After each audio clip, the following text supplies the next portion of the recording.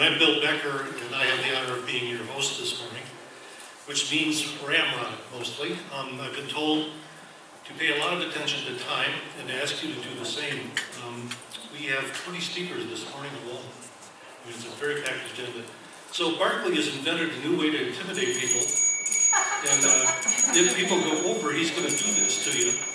And if he has to do it twice, we're going to cancel your hotel reservations. So please pay attention to that. Some housekeeping items. The bell is one. I want to thank the sponsors. The sponsors are all listed in the back of your program.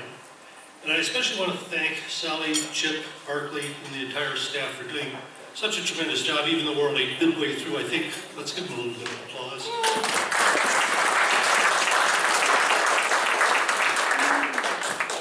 So getting right to it. Barkley, have I covered everything? Okay, cool. Getting right to it is the Reverend Durley, who, as the program says, is very well known and in fact legendary in the civil rights community. Unafraid to speak truth to people who seemingly call themselves deniers, and actually they're just justifiers. I could not have been here this morning unless I understood that I come with no illusion of trying to elucidate any kind of new information to you about climate change, about the acidity in the ocean, about fracking, about what's going on in terms of the toxic air and the bees that are being destroyed and the pollination in the desert, food deserts. You are the experts. You know all what it is that you've learned, all what it is that you've talked about, all of the conferences that you go to.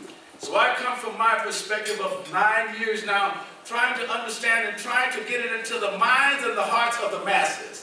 What good is a movement without masses? What good is a movement if we come to Snowmass and understand all of the virtues of what climate change means, will mean, has meant, if we don't get it into the hands of the people who can make the difference? All great movements have always started when it gets into the gut of the people. So I thought about what I could talk about, and in my tradition, you always give a topic to what you're going to say. I have a non-scientific topic that I'd like to share. I learned this topic from a man named Daddy King, Martin Luther King's father. Whenever Martin Luther King's daddy wanted to make a point, he would always say this: let me make it plain. When Dr. King's father said, let me make it plain, he had something that he wanted us all to hear. So I'm not under any false illusion that I'm here to elucidate anything that all of you have already shared. I come today most of all to talk about the environment, the devastation of the environment and what it has meant to us. And I believe in all of my heart, after 59 years in the movement, that climate change, global warming, environmental justice, these are the civil and human rights issues of our time. Undeniably, we are being forced to make moral decisions and to assume the responsibility to take care of an earth that we inherited and was given the charge to sustain. I contend this morning that we have abdicated our responsibility to assure not only a living environment for this generation, but for those yet unborn. This morning, I just want to make it plain.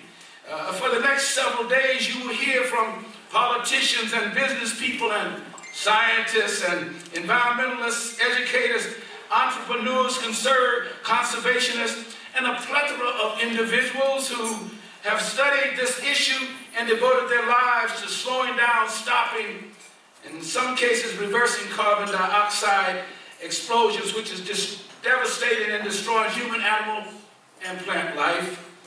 Environmental life is being destroyed by climate change. Let me state the obvious. Climate change is real. It was not real in my life for many years. Mine was about human rights and civil rights. And when somebody came up to me to talk about what's going on in the climate, there were other priorities in my life. Many minorities and many who live in poor rural areas, they're the people being distracted most, devastated most, and they're the least polluters. So I started asking questions, and I have to say that my good friend Rutherford Zidell became a mentor of mine to keep me going, and I said, this is a moral situation. We're making decisions that where people are less than profit.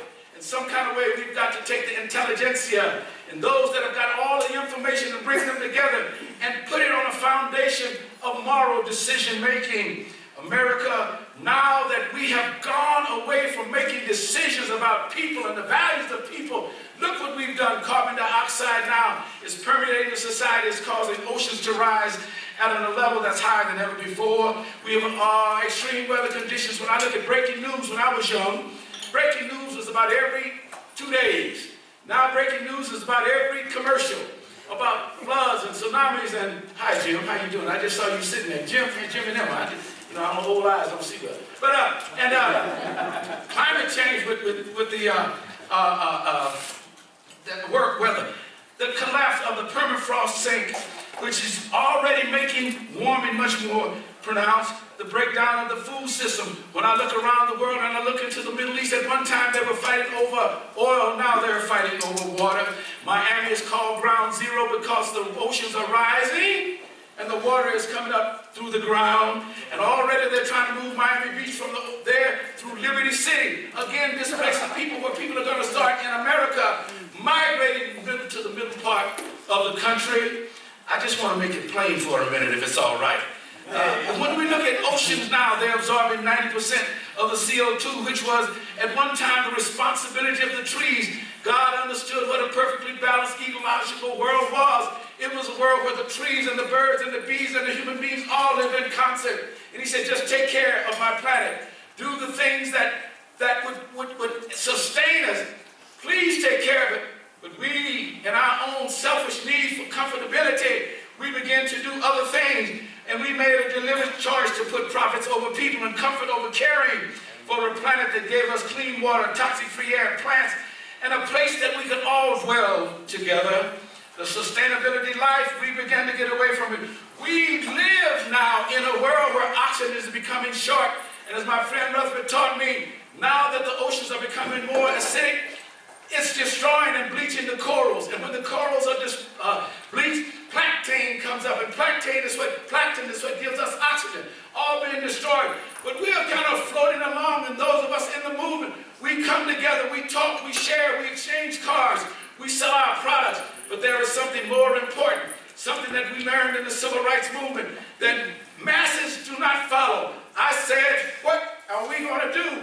When I was 18 years old, I had no idea about all of the things that were going on, the racist attitudes that permeated society.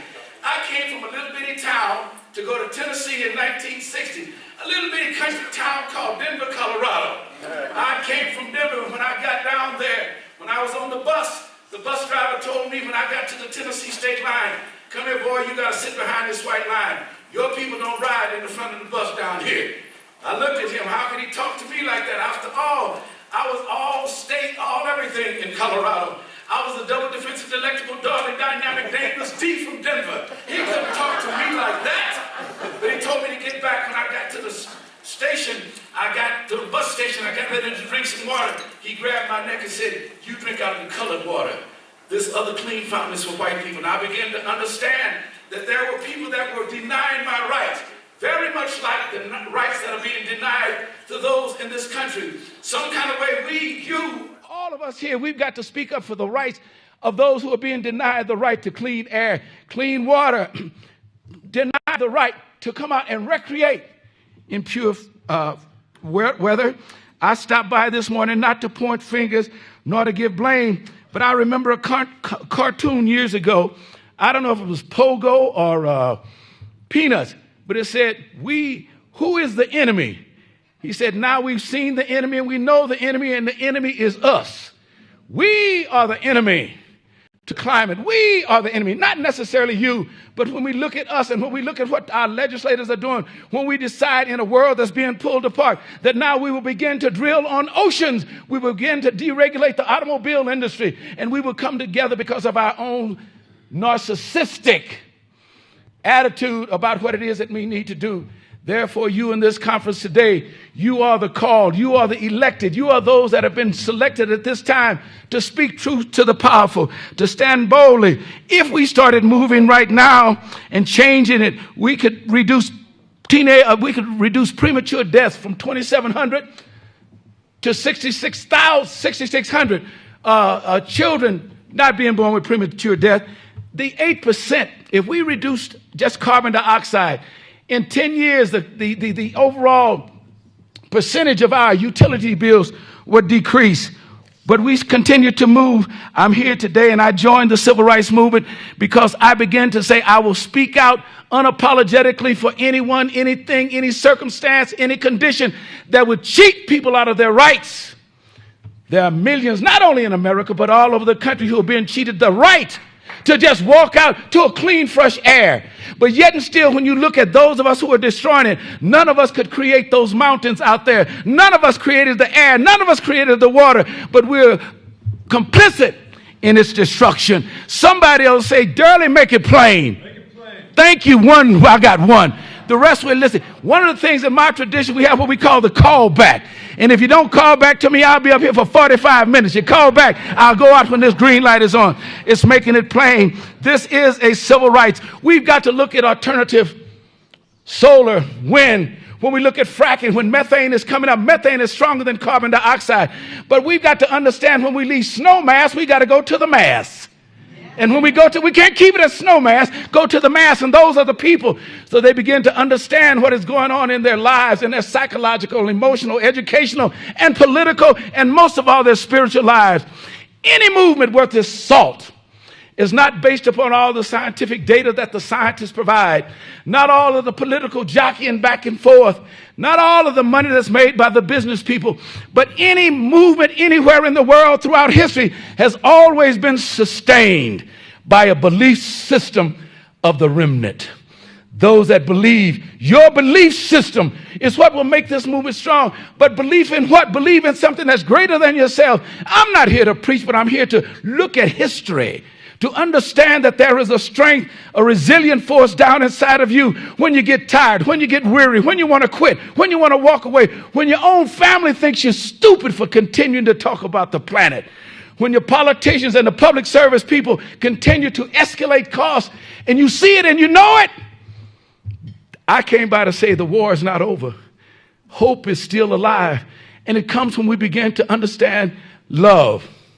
Dr. King and Mahatma Gandhi understood that the power, he said, I could turn over England with love.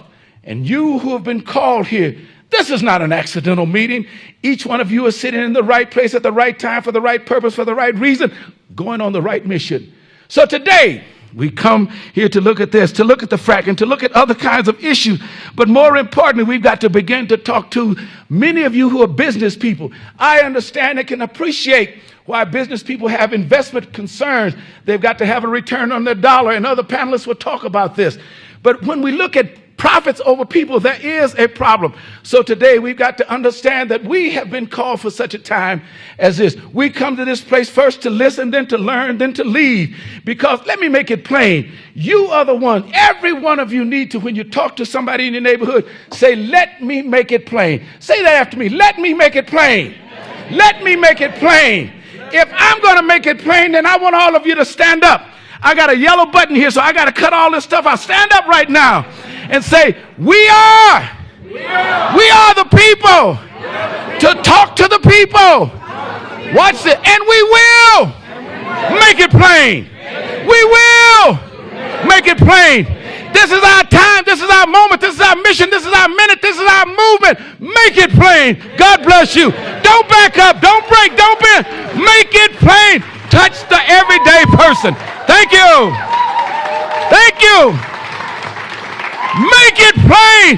Don't confuse me. Don't confuse anybody. We serve an almighty, merciful God.